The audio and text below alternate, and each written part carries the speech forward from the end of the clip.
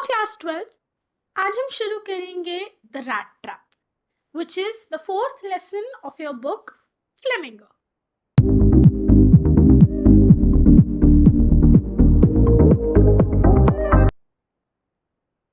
So lesson हमेशा किससे शुरू होता है? उसके सेंट्रल आइडिया से।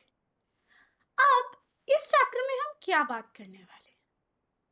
इस चैप्टर के राइटर हैं मिस सेल्मा लेगलोफ एंड उनकी सारी स्टोरीज में एक यूनिवर्सल थीम है जो कॉमन रहता है, एक बिलीफ कि essential goodness in a human being can be awakened through understanding and love. So Miss Lagerlof अपनी स्टोरीज के थ्रू एक मैसेज कन्वे करना चाहती है कि हर इंसान के अंदर अच्छाई है और उस अच्छाई को जिंदा रखा जा सकता है या जिंदा किया जा सकता है बस उस इंसान की तरफ थोड़ी अंडरस्टैंडिंग दिखा के और उससे प्यार से बर्ताव करके। ये जो पर्टिकुलर स्टोरी है the rat trap, it is set amidst the mines of Sweden, rich in iron ore, जो फिगर करती है large in the history and legends of that country. ये स्टोरी कहीं ना कहीं एक फेरी टेल की तरह सुनाई। फेरी टेल क्यों?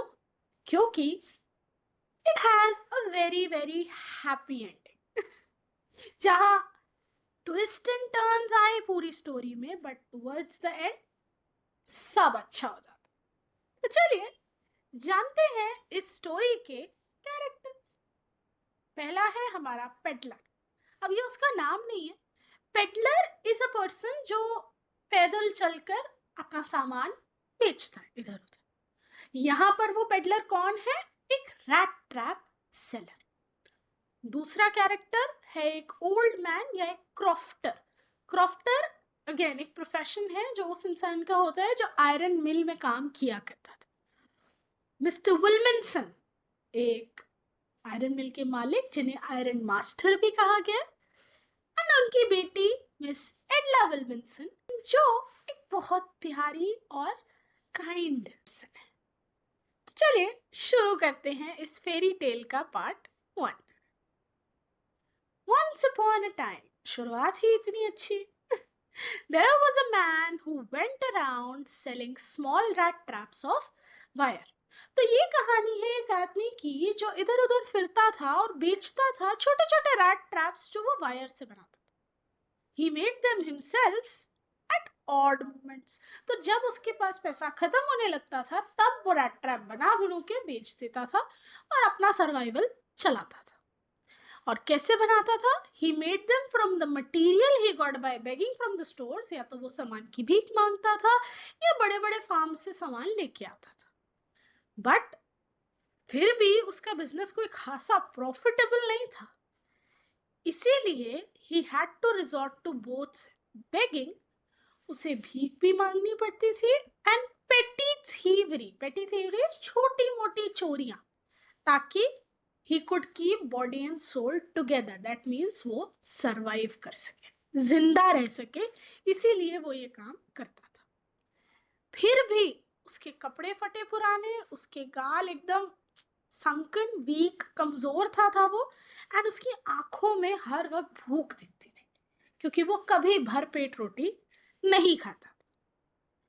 No one can imagine how sad and monotonous life can appear to such a vagabond।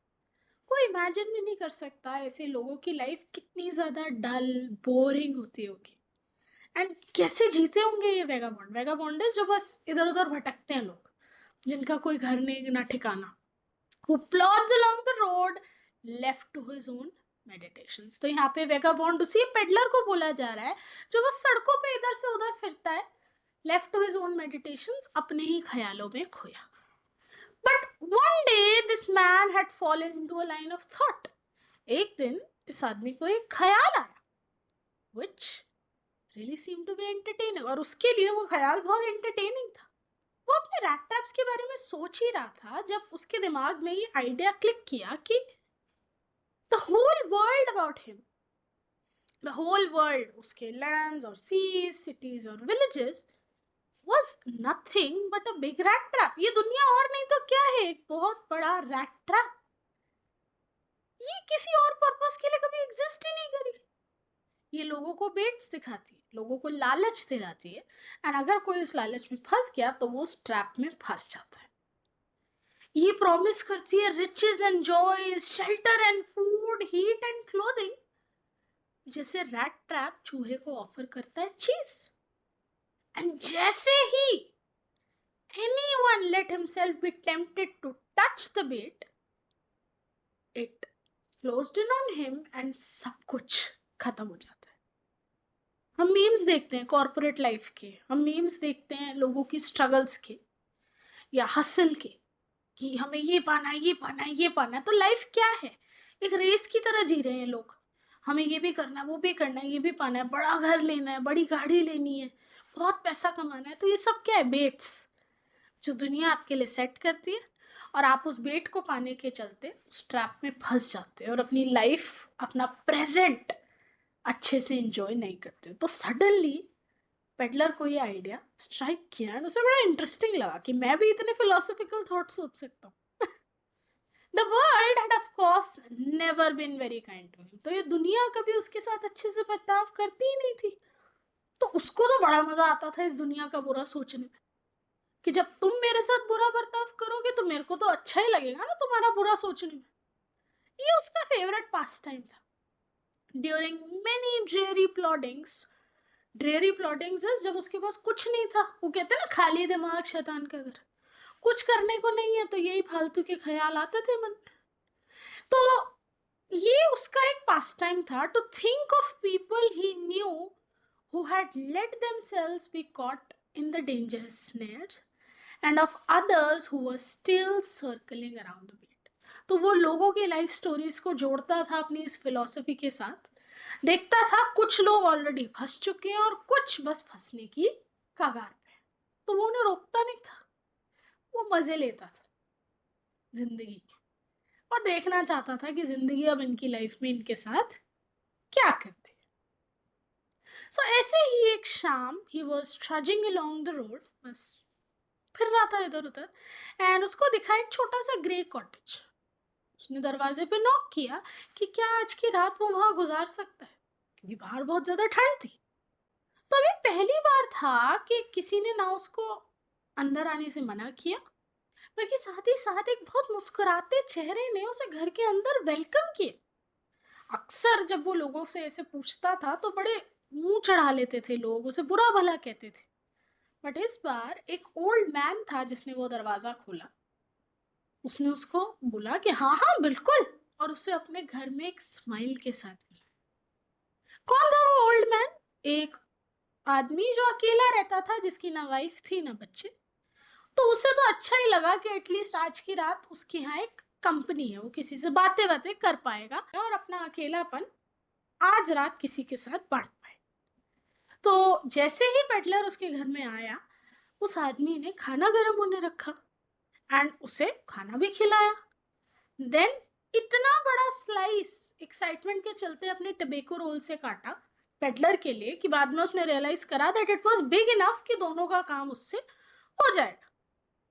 फिर उसने कार्ड्स निकाले और उनके साथ गेम खेली। पेडलर वाज प्रीटी सरप्राइज्ड कि मुझे तो एक गेस्ट, एक वीआईपी वाला ट्रीटमेंट मिल रहा है, वाओ व्हाट किस्मत। The old man was just as generous with his confidence as with his porridge and tobacco। But वो बूढ़ा आदमी इतना भोला था कि ना केवल वो इतने प्यार से उसको वेलकम कर रहा, खाना खिला रहा, बट अपने मन की सारी बातें भी उससे शेयर कर रहा। इतनी जल्दी उसने उस पेडलर को ट्रस्ट कर लिया। उसने, उस ओल्ड मैन ने अपने ग्रेस्ट को यानी पेडलर को बताया कि मतलब जब वो जवान था, उसके अंदर एनर्जी थी, बहुत मेहनत करता था वो, तो उस टाइम पे वो एक क्रॉफ्टर हुआ करता था राम्सजो आयरन वर्क्स नाम की एक मिल में। अब क्योंकि वो काम नहीं कर पाता, अपनी गाय के सहारे वो अपना गुजारा चला रहा था। That Bossy was extraordinary. Bossy कौन यहाँ पे? The cow. She could give milk for the creamery every day, and last month उसको पूरी पेमेंट अपनी 30 क्रोनर्स की उस गाय के जरिए मिली। पेडलर को ये सब बहुत अजीब लग रहा था कि ये आदमी एक अनजान आदमी के साथ ये सब बातें क्यों शेयर कर। इतना इनोसेंट है क्या ये? The stranger must have seemed incredulous. Incredulous is उसके साथ कुछ अनबिलीवेबल सा हो रहा था, क्योंकि ना केवल उस आदमी ने उसे बताया कि उसे 30 की पेमेंट मिली, वो खड़ा हुआ विंडो के पास गया, एक लेदर पाउच उठाया जो विंडो फ्रेम के पास टका हुआ था और उसमें से नोट निकाल के उसे दिखा रहा है, ये देखो मेरे पैसे। These he held up before the eyes of his guest, nodding knowingly and then stuffed them back into the pouch. मतलब एक अनजान आदमी को आप अपनी सारी लाइफ स्टोरी सुना रहे हो और ये भी दिखा रहे हो कि आप अपने पैसे कहाँ और कैसे रखते हो। Wow, what a strange man, right? खैर, ये सारी कॉन्वर्सेशन हुई और वो दोनों सो गए। अगले दिन दोनों उठे, गुड सीजन। गुड सीजन है सही वक्त पे, एकदम बढ़िया मूड के साथ। क्रॉफ्टर को जल्दी थी क्योंकि उसे अपनी गाय का दूध निकाल के क्रीमरी में बेच के आना था। एंड पेडलर को लगा जब मालिक साहब उठ गए हैं तो मैं अब और सोता हुआ अच्छा नहीं लगूंगा, तो वो भी उठ जाता है। They left the cottage at the same time. वो दोनों अपने अपने रास्ते निकल जाते हैं। क्रॉफ्टर ने दरवाजा लॉक किया, चाबी अपनी जेब में डाली। रैट ट्रैप सेलर ने उसे थैंक यू बोला और गुड बाय, एंड दोनों चल दिए। बट आधे घंटे बाद रैट ट्रैप सेलर वापस क्रॉफ्टर के घर के दरवाजे के आगे। इस बार वो घर में रुकने नहीं आया था, वो उस विंडो की तरफ गया जिसके पास कील पे वो लेदर पाउच लटका हुआ था। वो गया, वो पाउच उठाया, उसमें से वो नोट निकाले, अपनी जेब में उन नोटों को रखा एंड उस पाउच को वापस वहीं टांग दिया जहां वो था। तो ये मिला उस ओल्ड मैन को a reward for his generosity. अपनी अच्छाई का ये तोहफा मिला उसे पेडलर से। हार्श है बट अनबिलीवेबल नहीं, क्योंकि अक्सर रियलिटी में भी यही होता है कि तुम किसी का अच्छा करो बट बदले में तो अच्छे की उम्मीद मत रखो, क्योंकि यू नेवर नो सामने वाला किस इंटेंशन से तुम्हारी मदद को एक्सेप्ट करता है। खैर, as he walked along with the money in his pocket, वो बड़ा खुश हो रहा था, देखो कितना स्मार्ट हूं मैं। He realized of course कि भाई पहली बात तो मुझे पब्लिक हाईवे पे नहीं जाना चाहिए, क्योंकि क्रॉफ्टर जब घर वापस आएगा गलती से उसने आते ही पाउच देख लिया, उसे पता चल जाएगा कि मैं था, तो वो मेरी तलाश में निकल जाएगा। तो इसीलिए वो हाईवे से उतर के जंगल की तरफ चला गया, इनटू द वुड्स यानी forest.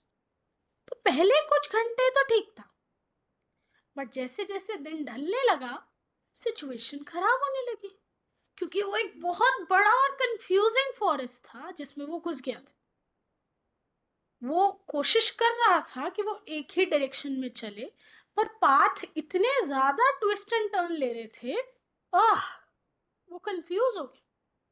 He walked and walked without coming to the end. तो एक पॉइंट पे उसने रियलाइज करा कि वो तो गोल गोल ही घूमा जा रहा है एंड वो इवेंचुअली कहीं नहीं पहुंच रहा, वो सिर्फ अपनी टाइम और एनर्जी बर्बाद कर रहा है यहाँ पे। And at that point, he recalled his thoughts about the world and the rat trap. उसने रियलाइज करा, ओ तेरी, मैं खुद एक ट्रैप में फंस गया। वो 30 था मेरा बेट जिसने मुझे लालच में फंसाया, और क्योंकि मैं उस लालच के ट्रैप में फंस गया, I am now trapped in this jungle. मैं अब इस जंगल में फंस गया। Now his turn had come. आज तक मैं दुनिया के लिए बुरा सोचता था, अब मेरी खुद की बारी आ गई। That is karma. He had let himself be fooled by a bet. वो पगला गया, उसे रियलाइज हुआ उसने कितना गलत किया उस ओल्ड मैन के साथ जो उसके लिए कितना कुछ कर रहा था, बट उसे अपनी गलती का पनिशमेंट मिला। The whole forest, with its trunks and branches, thickets and fallen logs, closed in upon him like an impenetrable prison from which he could never escape. तो ये पूरा जंगल एक बहुत बड़ा रैट ट्रैप की तरह उसके अराउंड समा गया, एंड मानो वो एक ऐसी जेल में फंस गया है जहां से अब वो कभी नहीं निकल सकता है। इम्पेनेट्रेबल मतलब वहां से कभी निकलना पॉसिबल नहीं है। It was late in December, अंधेरा ही अंधेरा था, जिसकी वजह से खतरा और ज्यादा बढ़ गया था। एंड उसकी वजह से उसके अंदर का वो जो सैडनेस, वो डर था, वो बढ़ता जा रहा था। उसे कोई ऑप्शन नहीं दिखा, तो वो जमीन पे बैठने लगा, टायर्ड टू डेथ, मतलब वो इतना ज्यादा थक चुका था, थिंकिंग कि भाई ये है मेरी लाइफ का आखिरी मोमेंट। बट जैसे ही उसने अपने कान जमीन पे लगाए, कुछ इस तरह उसको कुछ साउंड की वाइब्रेशंस फील हुई कि कहीं बहुत तेज तेज हथौड़ा बज रहा है। उसने ऐसा फील किया, and there was no doubt, उसे पता है कि वो क्या था। ये एक आयरन मिल में चल रही हथौड़ी की आवाज थी। आसपास लोग होंगे, वो खुश हो गया, मैं बच गया। तो उसने अपनी बची कुची ताकत इकट्ठी की और उस साउंड को फॉलो करने लगा। राम्स जो आयरन वर्क्स, जहां पर वो ओल्ड मैन काम करता था, लकीली उसकी बातों से पेडलर को ये तो पता था कि यहाँ आसपास एक आयरन मिल है, एंड जिस जंगल में वो फंसा उसी के पास थी वो मिल। तो नाउ वो आवाज को फॉलो करते करते दरवाजे पे पहुंच गया राम्स जो आयरन वर्क्स के, विच प्रेजेंट डेज में तो बंद हो चुकी है, बट जिस टाइम ये स्टोरी थी उस टाइम नहीं हुई थी। It was a large plant जहां पर स्मेल्टर था, रोलिंग मिल, एक भट्टी, फोर्जेस द भट्टी। एंड गर्मियों के दिन में तो यहाँ लॉन्ग लाइंस लगती थी जहां पे बार्जेस एंड स्काउज आर आयरन के बड़े बड़े pieces, they slid down the canal, जिससे वो एक लार्ज इनलैंड लेक में जाते थे। और विंटर टाइम में जो रोड्स थी नियर द मिल, वो काली हो जाती थी from all the cold dust जो भट्टी से निकल के हवा में मिल जाता था। खैर, during one of those long dark evenings just before Christmas, master Smith और उनके हेल्पर बैठे थे भट्टी के पास, waiting for the pig iron, जो रॉ मटेरियल होता है, जो अभी अभी फायर में जो अभी अभी फायर में डाला गया था, कि वो रेडी हो तो उसको एनविल पे ट्रांसफर किया जाए। एवरी नाउ एंड देन वो उठते थे, उसे चेक करते थे कुछ इस फोटो की तरह, एंड वापस आ जाते थे। जैसे ही वो उसके पास जाते थे, क्योंकि टेम्परेचर इतना हाई होता था, टप टप टप टप पसीने बहने लगते थे। That is what dripping with perspirations. And as was the custom, he wore nothing but a long shirt and a pair of wooden shoes. तो ये कस्टमरी आउटफिट होता था स्वीडन के आयरन मिल वर्कर्स का, एक लॉन्ग सी शर्ट और wooden के जूते। All the time there were many sounds to be heard, और हर वक्त फोर्ज में काम चलता था, 3 शिफ्ट में काम होता था, फोर्ज कभी बंद नहीं होती थी। The big bellows groaned and the burning coal cracked, तरह तरह की आवाजें जब आयरन पिघल रहा होता था आती थी। जो फायर बॉय है वो चारकोल डाल रहा होता था ताकि वो चलता रहे। And outside road the waterfall, और बाहर तेज सी वाटरफॉल की आवाज आ रही होती थी। It was probably on account of all that noise कि ब्लैकस्मिथ ने नोटिस ही नहीं किया कि कब पेडलर दरवाजा खोल के मिल के अंदर आ गया। और उसने रियलाइज ये कब किया, जब पेडलर उसके सामने आके भट्टी के पास खड़ा हुआ। Surely it was nothing unusual for poor vagabonds without any better shelter for the night to be attracted to the forge. तो मास्टर ब्लैकस्मिथ के लिए कोई खास बात नहीं थी। अक्सर रात के वक्त ये लोग, भटके हुए लोग सब इधर आ जाते थे, क्योंकि ठंड बहुत ज्यादा होती थी और भट्टी की गरमाई में वो सो जाते थे। तो ब्लैकस्मिथ ने कहा हाँ ठीक है। He glanced only casually and indifferently, उसे फर्क नहीं पड़ा उस इंट्रूडर पे। इंट्रूडर इज जो बस घुस आए किसी के, ठीक है। He looked the way people of his type usually did. Blacksmith को लगा वैसा सही लग रहा है, आगे पीछे कोई होगा नहीं, इधर उधर भटक के जंगल में खो गया होगा या घूम रहा होगा, ठंड लगी, मिल दिखी, आ गया।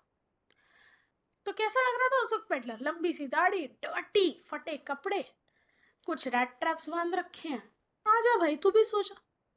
तो पेडलर ने उससे परमिशन मांगी, और मास्टर ब्लैकस्मिथ ने नॉडेड अ हॉटी कंसेंट, मतलब हाँ हाँ ठीक है जा, मतलब ज्यादा दिमाग नहीं लगाया। The tramp did not say anything either, उसने भी कुछ नहीं कहा। वो वहां वैसे भी बातचीत करने तो आया नहीं था, सिर्फ अपने आप को थोड़ा गर्म करने, क्योंकि ठंड बहुत ज्यादा थी, और चैन की नींद लेने। उन दिनों रामशो आयरन वर्क्स जो थी, एक बहुत प्रोमिनेंट, एक वेल नोन आयरन मास्टर चला रहे थे उसको। उनका ग्रेटेस्ट एम्बिशन था कि स्वीडन से मार्केट में सबसे अच्छी क्वालिटी का आयरन अगर जाए तो मेरे यहां से जाए। तो वो दिन रात कभी भी आ जाते थे अपनी आयरन मिल, ये देखने की काम सब सही से चल रहा है या नहीं। And at this very moment he came into the forge. तो उस रात भी वो भट्टी में आए अपना नाइटली राउंड ऑफ इंस्पेक्शन करने। नेचुरली उनकी नजर उस चीज पे गई जो अनयूजुअल थी। और अनयूजुअल उस दिन क्या था? हमारे रैट ट्रैप सेलर जो पसर के वहां सो रहे थे। सो नेचुरली ही सॉ द टॉल एगमफिन, जो ये एक तरीका है उनको रेफर करने का पेडलर साहब को, who had eased his way so close to the furnace that steam rose from his wet rags. तो मतलब वो पेडलर भट्टी के इतना करीब सो रहा था कि उसके गीले कपड़े में जो पानी था वो भाप बन के उड़ रहा था। सो आयरन मास्टर जब आए, उनका सबसे पहला ध्यान उधर ही गया कि भाई क्या है ये, कौन है ये। आयरन मास्टर बाकी ब्लैकस्मिथ्स जैसे नहीं थे। ऑल्दो उन्हें पता था कि गरीब लोग आते हैं उनकी बिल में, ये सोते हैं इधर उधर, बट क्योंकि वो उस रात वहां थे और ये आदमी थोड़ा अजीब लग रहा था, तो वो गए उसके पास। The other blacksmiths who had hardly deigned to look at the stranger, मतलब बाकियों ने तो सोचा भी नहीं कि उसकी तरफ ध्यान से देखें, बट हमारे आयरन मास्टर जी गए। He walked close up to him, looked him over very carefully. वो उसके पास गए, उसको बड़े ध्यान से देखा, एंड उसकी हैट जो उसके चेहरे पे थी वो हटाई ताकि उसका चेहरा ढंग से देखे। और अचानक आयरन मास्टर क्या बोले? But of course it is you नील्सलोफ, हाउ यू डू लुक। अरे नील्सलोफ, तुम हो? क्या हालत बना ली है तुमने अपनी। एक मिनट, ये क्या हुआ? आयरन मास्टर जो एक बहुत वेल नोन आदमी है, एक पेडलर को देखकर, एक रैट ट्रैप सेलर जिसकी ऐसी हालत है, फटे हाल कपड़ों में वो वहां है, उसको देख के एकदम सरप्राइज हो रहा है और उसे पहचान रहा है। ये क्या हो रहा है? क्या हमारा पेडलर सही में नील्सलोफ है? क्या पेडलर सच में आयरन मास्टर को जानता है? वो क्या टर्न आने वाला है इस स्टोरी में, जानेंगे पार्ट 2 में। मिलती हूँ आपसे अगली वीडियो में, तब तक सोचते रहिए आगे आगे होता है क्या।